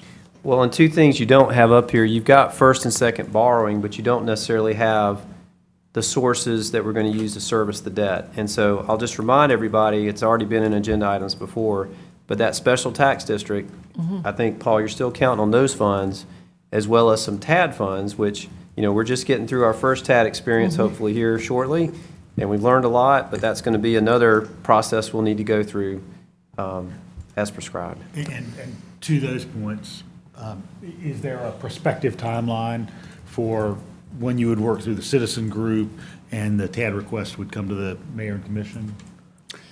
Yeah, I think we've got a ways to go on that yet, just to be fair. We've got to get this deck going, and then we have to be able to come back. I don't have the specific timeline when that would come through. I don't even think the TIFIA loan would be approved until November, would be the earliest. And then the TAD would follow that? And the TAD would follow that. Although I think special tax district would precede it, is that right? Yeah, I think you've already approved the beginning working on the special tax district because that's required to pay back one of the bonds. But if I may, one other real quick thing, the bonds, I think it's real important for all of you to know, we're paying those back now. Like we are already, we have an account, a reserve account that we are tucking money away. And I'm super happy to report we're ahead of that schedule. The hotel motel tax was a big part of that, if you remember, as was the new Airbnb tax that came through. And all of those are up and above where we anticipated them to be, which means that we've been able to move forward. But Manager Williams is right. Things can happen, and things that you would not expect to happen could happen. Found out the other day, not only am I proud of $15.85 an hour, but I listened to y'all, and we have the largest solar array rooftop program in the state of Georgia. That is something to be super proud of. Unfortunately, after we've signed everything, we found out that half the exhibit hall, the roof needs to be redone before we put that in. Or let me put it another way, it is highly recommended. Well, that's $340,000 issue. But again, we haven't come back to you and said, hey, I need your help with that. We are assuming we need to figure this out, and so we are. And I think that's the kind of partner that you have with us. Hopefully you see that not only in the money that the Classic Center Authority has brought to bear here. These are not small dollars for an authority to come forward with, nor are those small dollars that our partners have brought to bear. So I Well, feel really good. Paul, I know we've got a couple questions, but to your stewardship and that of the Classic Center Authority over the years, when I speak with peers in other communities, it's atypical for a facility of this sort to operate without general fund dollars from your property taxes and sales taxes. Thank you. I know Ovita had a question. My question is about the TAD for downtown. A portion of, I don't even know if it's District 2 or District 3, but a portion of either District 2 or District 3 was going to get part of the is that part of you? I see Manager Williams shaking his head yes, so I'll let him respond, then I'll tell you what I know. Yes, ma'am.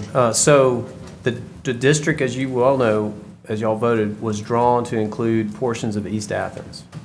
And so the way that the Redevelopment Powers Act and TAD law is that we set the baseline, any new increment that's generated in that area has to go back into the area for redevelopment purposes.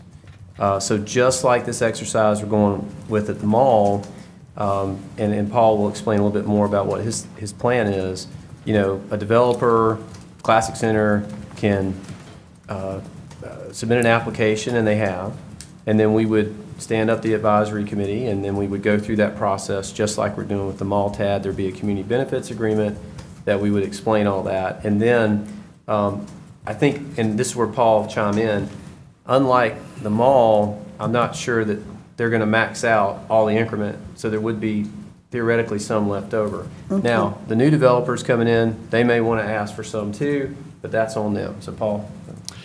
Right, so again, I went back to this slide.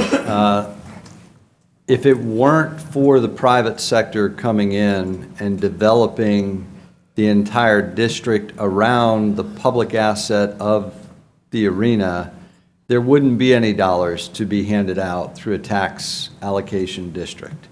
It's because the private sector developer is coming in and taking that risk and building it around.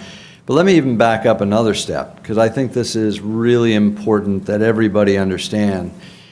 If you didn't take the risk and build the public development that you did in that arena, there would not be private sector development that wanted to come in and build around you. So one hand kind of really washes the other. But what we've talked about here is that if we want to buy back our portion of that deck, it is a legitimate request that we ask for a portion of that tax allocation district to help us pay back the loan that we will have to take to buy that public deck back. And that is what we have in our plan right now. What we have put out there was that we would request 25% of whatever the increment is to be able to pay the loan back that would allow us to buy back the deck. So then, when the TAD group is convened, that would be part of that discussion also? Yes. They'd be the first stop of that discussion. Okay. And because I still don't know if it's now District 2 or District 3, but I know the mayor does, we'll have representation, as like we've done with the mall, from those districts. No. No. Because that's a separate process that's unique to the mall because it's a partnership with the Clarke County No, School I mean District. representation.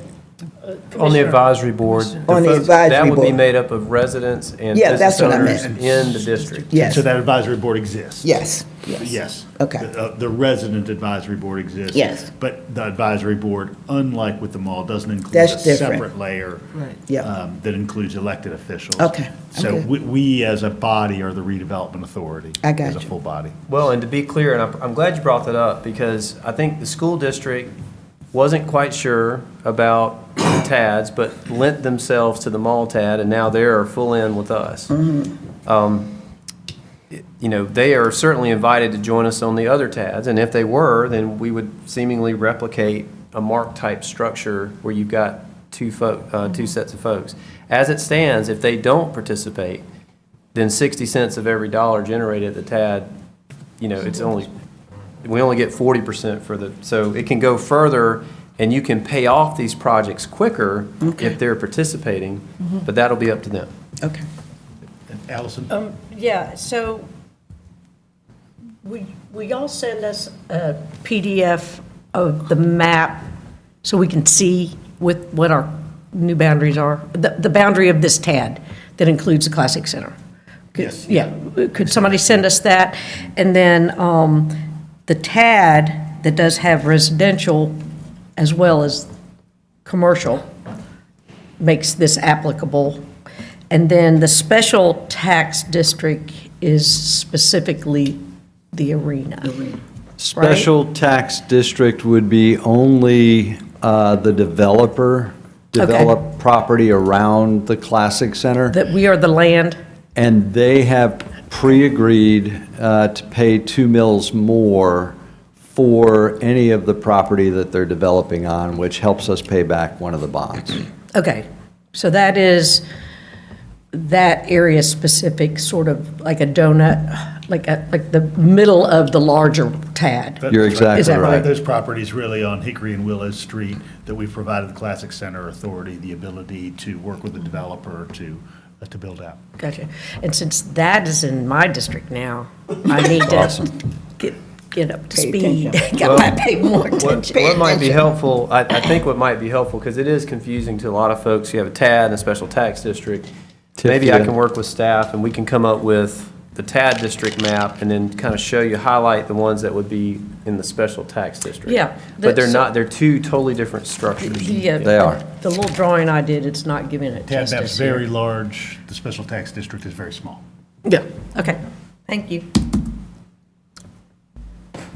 All right, Paul. Thanks, Paul. Thank you very much. Thank you all very, very much. Thank you.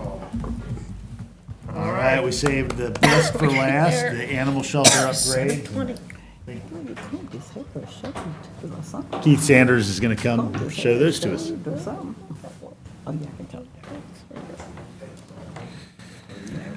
It's a very good night. Andre ordered dinner.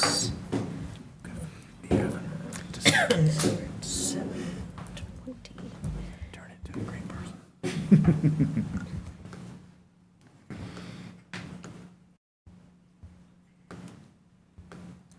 Whatever they want for the animals. It's yes. Yes, Yes. yes. Don't even need a. Keith, good to see you. Anything the dogs need, Keith. Anything the dogs need, we're good. We're good. What we need is the Meet the fundraiser dog- that meet just the left the room. We need a fundraising for Paul to come raise additional funds. Good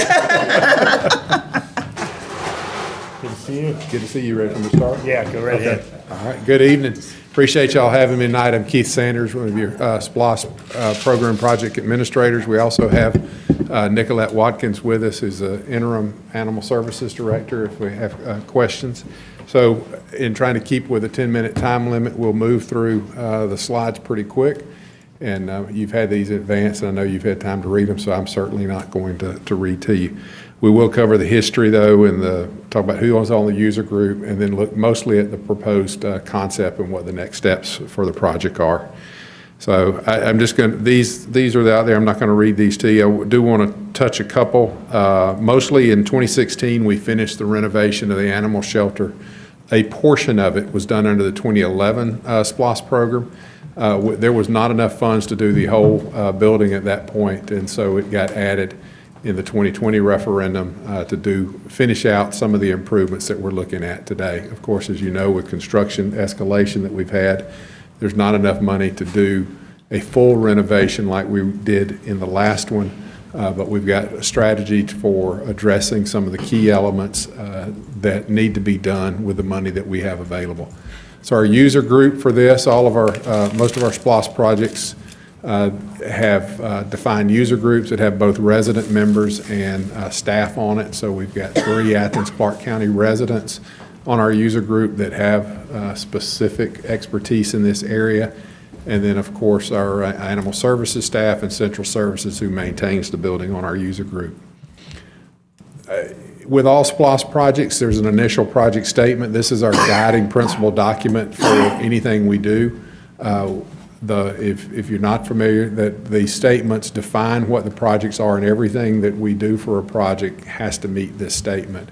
And so this is what was on the referendum. This is what the voters approved for us to do, and this is what we're presenting our project concept that meets as much of this statement as we can afford to meet.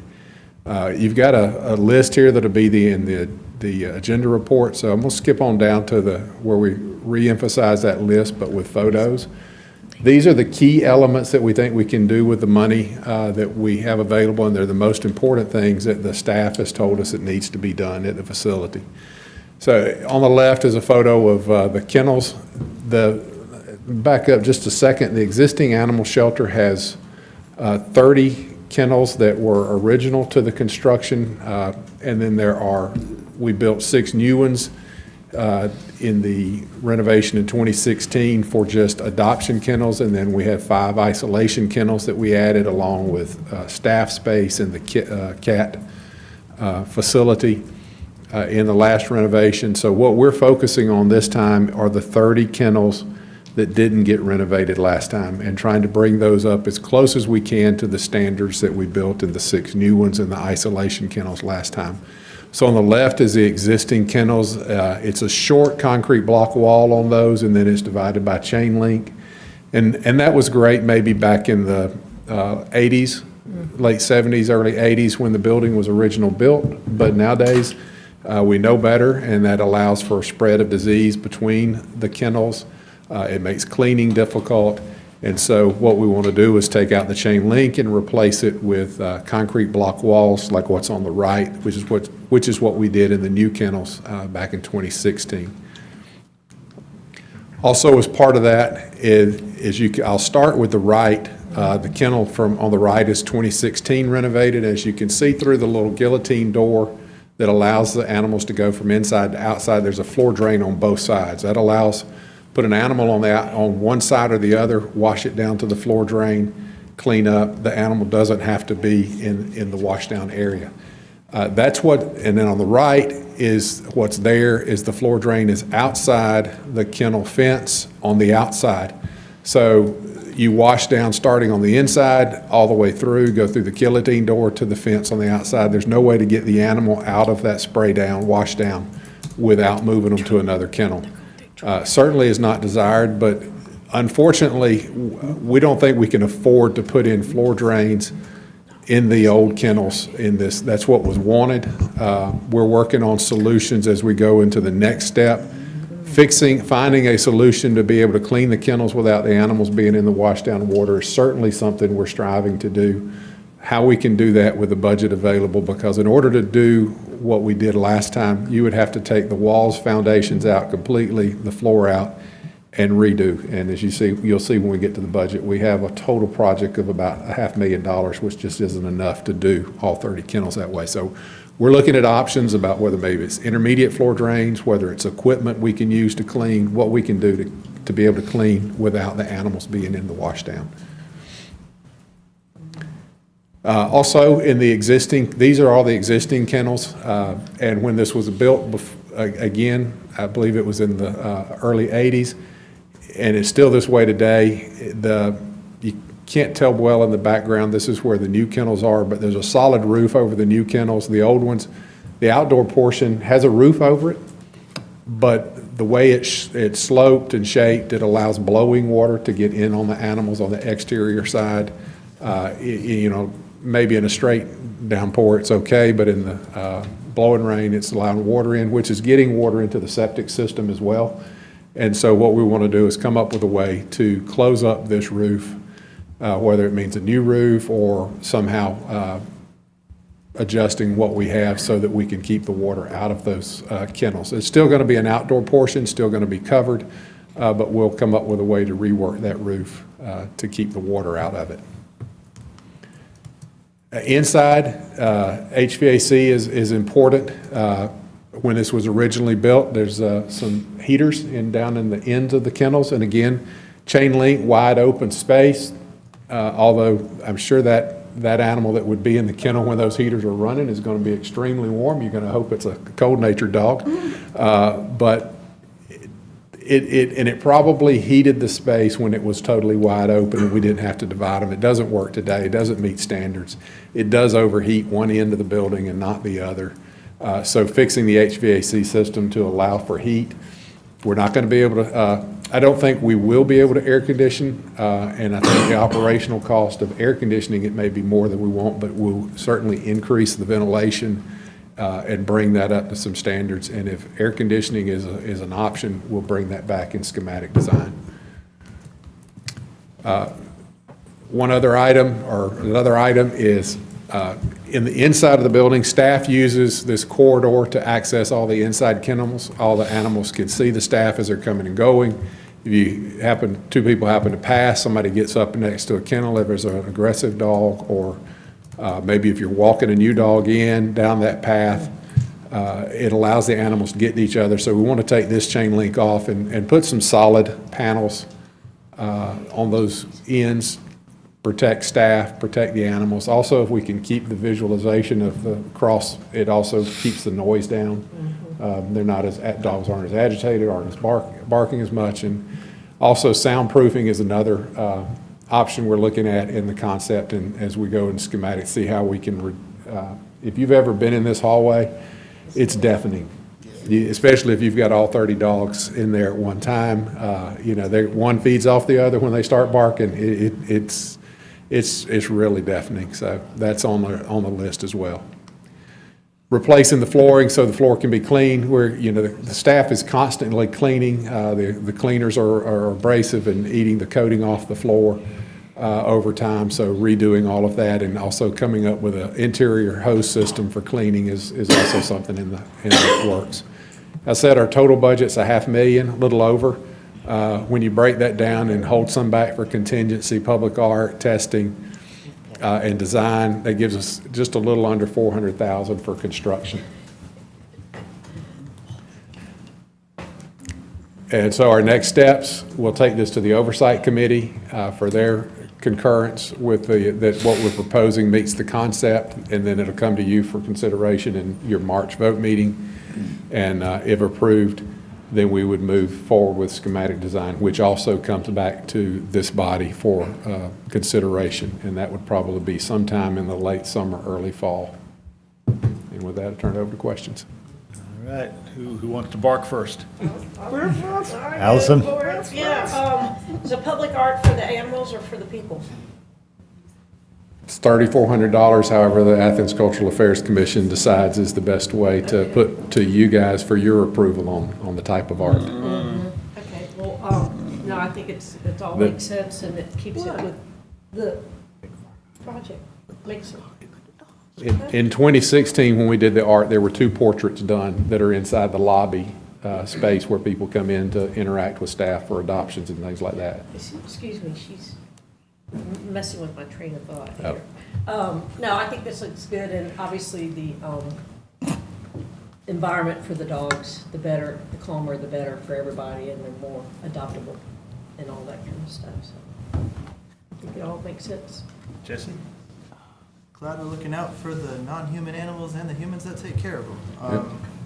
The HVAC system has been one question. Are there any estimates that y'all have for year-over-year cost savings if we upgrade that to be more efficient, or is that question kind of irrelevant because the way the building's designed with that air circulating, it's... I couldn't tell you tonight what the cost of operating the ventilation system, but as we go into schematics and we bring back, whatever system we bring back, we will have looked at operational cost as part of that. Okay. One of the things when we did the cat shelter is that we put a geothermal system in, which was extremely expensive capital outlay, but it's because the cat shelter requires 100% fresh air ventilation, which means you're 100% of the time heating and cooling the air as it comes into that space. Well, the geothermal was terribly expensive on the capital side. SPLOST was available to pay that. It significantly reduces your operating cost. And so otherwise you're heating and cooling 100% of your air with whatever conventional units are available. So that was a good spend of money, and the money for that came from the renewable energy project, not from the animal shelter project, so they helped participate. If there's an option for that, we'll bring to also do that again, something like that, we'll bring that back at schematic design. We've had more time to evaluate. So potentially we dip into that renewable energy bucket to help meet that need. It could be something that we ask them for, because to air condition this space would drastically increase your operational cost, because it's not air conditioned today without some sort of system like that. Someone in the audience is raising their hand. I will say the geothermal thing for the cat side, horrid idea. It doesn't work well for us. Oh, what? So it's definitely not something we would want to do. What we would really want to look for is more of airflow. So increasing airflow and air circulation, that's the important part. Because the guillotine doors are open all day long. We can shut them at night, which we do during the winter time when it's cold to help keep the heat in. But they're open during the day, and during our summer heat, that's expensive because it's just constantly going. So it's finding ways for air circulation really in there. Patrick, did you have a question? No, thank you for this presentation. It's awesome. Are there any other funding that we can add to the care of these animals? Is concrete really healthy for dogs? It is? Okay. Yeah, so it's the easiest thing to clean. You gotta think about I'm sorry, I was not prepared. So you have to think about the disease spread. It is the easiest thing to clean, that it's not porous and doesn't hold anything that can spread. But also the dogs do have Cramer beds on the inside and outside, and they get blankets and stuff if they don't shred them or eat them. So they have that choice to either sleep on a comfy bed or that concrete floor. And we're trying to switch all over to the nice Cramer on the left and get rid of all these plastic crappy ones on the right. This is a surface to sleep on that she's talking about. Yeah, there's just no safe and healthy way to really house massive amounts of dogs without concrete. You can't properly clean it, and it becomes a really big health risk at that point. Other questions? All right, I think that means go forth and do well. Okay, thank you. Appreciate it very much. Thank you. What's your name? Nicolette, Nicolette, thank you. I remember you coming out there and adopted from us. All right, everyone, motion to adjourn? Is there a second? Second. All right, got a motion from Commissioner Fisher, second from Commissioner Myers. All in favor, please say aye. Aye. All right, everybody have a great night. Roll call.